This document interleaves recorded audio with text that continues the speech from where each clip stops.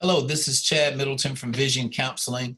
Don't forget to follow us on Instagram at vision_counseling to get more information about TDIU, about veterans claims, about disabilities and the vocational work, and how it can assist you with your TDIU claim. Today, I want to talk to you about limitations. Limitations are needed in order to justify you not being able to do some type of work. How do we justify limitations? We justify limitations from your disability rating, okay? Because of your disability rating, it determines the percentage.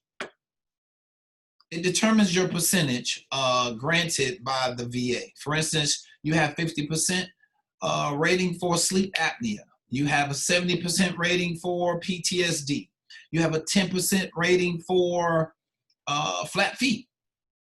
And these ratings result in some type of limitation that you have. That limitation is what you're unable to do or having difficulty doing as it relates to work.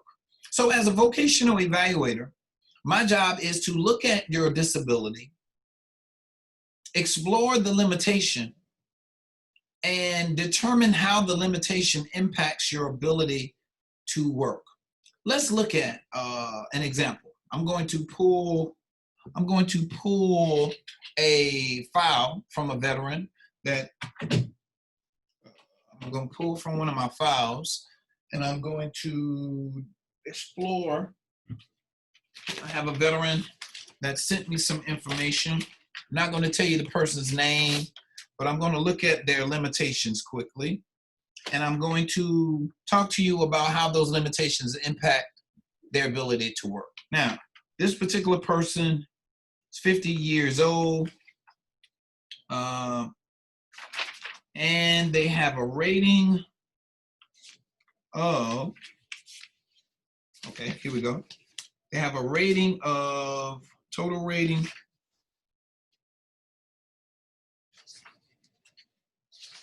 let's see. This person applied for TDIU, disability benefits, and was denied, okay, by the VA. And their total rating is what I'm still trying to find out, just a second. Their total rating, maybe I should pick another veteran. The total, oh, okay, here you go. Their total rating is 90%.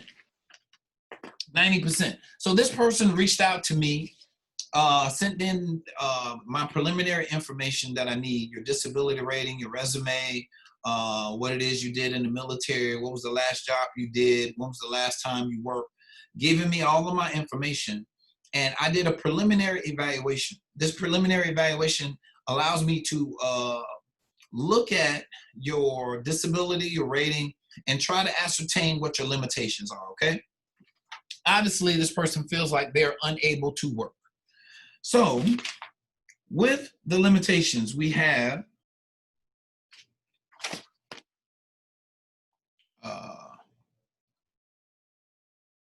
sleep apnea, 50%. Now, with the disability of sleep apnea, typically you're granted a sleep apnea rating when you are assigned a CPAP machine. CPAP machine helps you breathe at night. And if this is service connected, it doesn't impact or limit or impair your ability to do all jobs because they feel that if you have a CPAP machine, obviously this corrects or fixes the disability. But nonetheless, the limitation may be fatigue.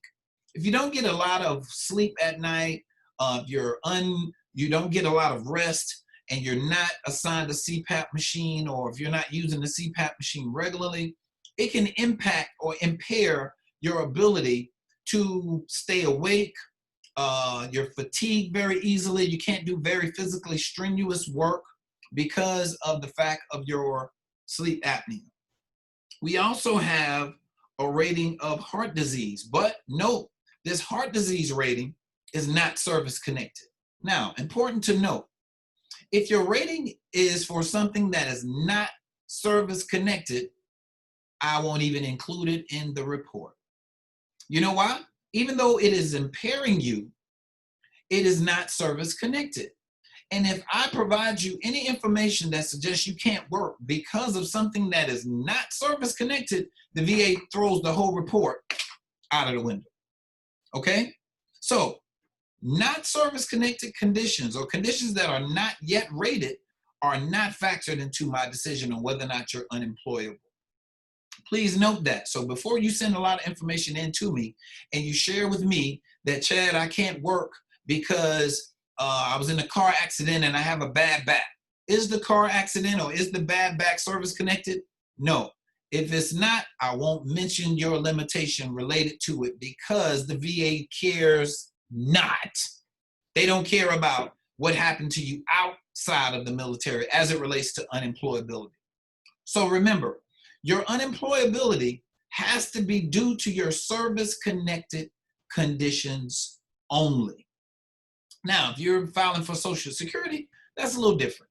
Social Security is a little different. They look at all disabilities. But the VA, they're only considering service-connected conditions. Now, we also have a rating for tinnitus, or tinnitus, like some people call it. It's ringing in the ears. Does ringing in the ears stop you from doing any type of work? Nah, not necessarily. It's just an aggravating hum or sound that you hear. So it's not a real major limitation. So from what I told you so far, does this person have credibility? Does this person have evidence to support them not being able to work? No. People work with far greater impairments than ringing in the ears and sleep apnea. So let's continue. Okay. It doesn't look like this person has a lot of service-connected conditions that are severe. The conditions that they have that are not service-connected are chronic fatigue, low back pain, memory loss, chest pain, fibromyalgia, high blood pressure. Okay?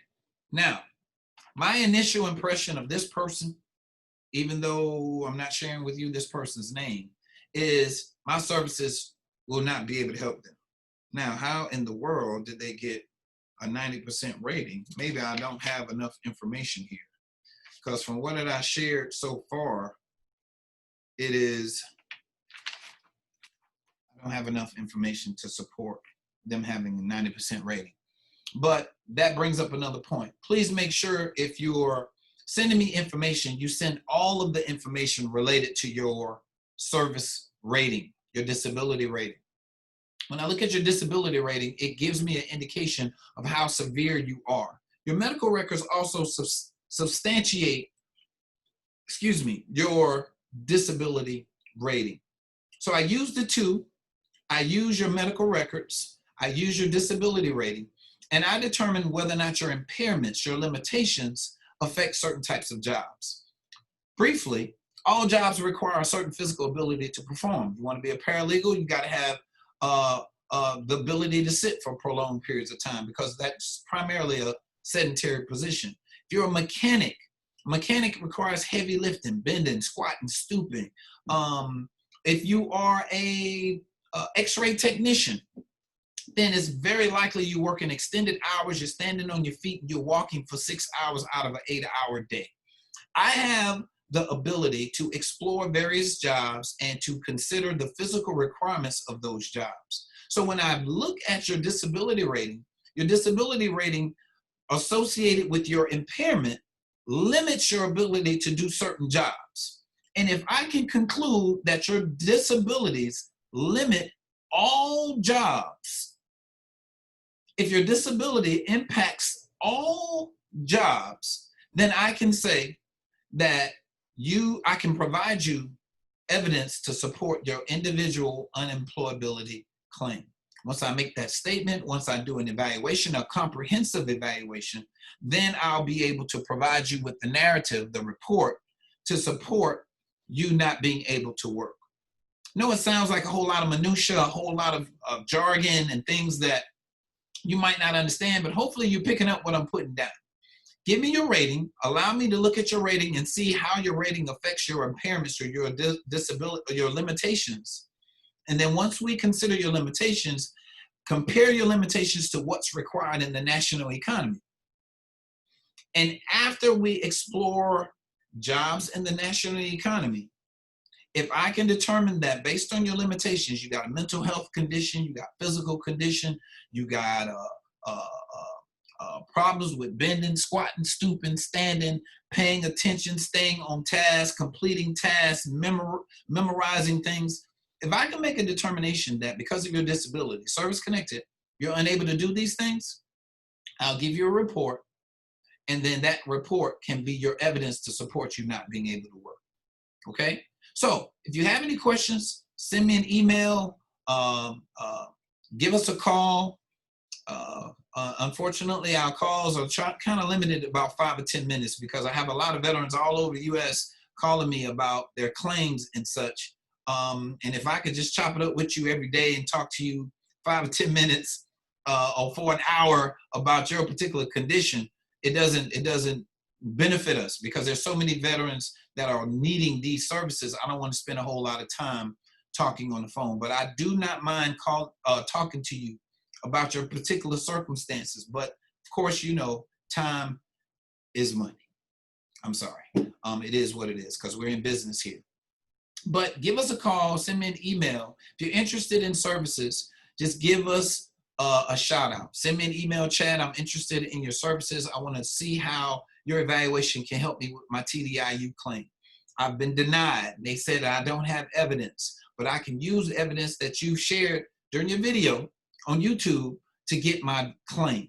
Once I provide you with that evidence, it's 99% of the time, and this has been my record so far, you will get your claim granted for TDIU, okay? You just need the evidence to support it, and I need the evidence in your records and your rating decision to help you, okay? So thank you very much for this time. Sorry to be so lengthy, but I do believe that your circumstances and our work that we do here in our service will help you with your TDIU claim. Sure, you can get a TDIU claim without us, but if you have been denied, it's probably because you don't have the evidence, and that's what we're here to provide. Our number here is 803-563-5087. We're Vision Counseling. My name is Chad Middleton. I thank you for subscribing to our YouTube channel and following us on Vision_Counseling on Instagram. Check us out. I do little tidbits from time to time about questions that I have that I get by way of YouTube and by way of Instagram. So just let us know what you need, and we'll try our best to service you. Thank you again for your service to our country. Until next time, you be blessed.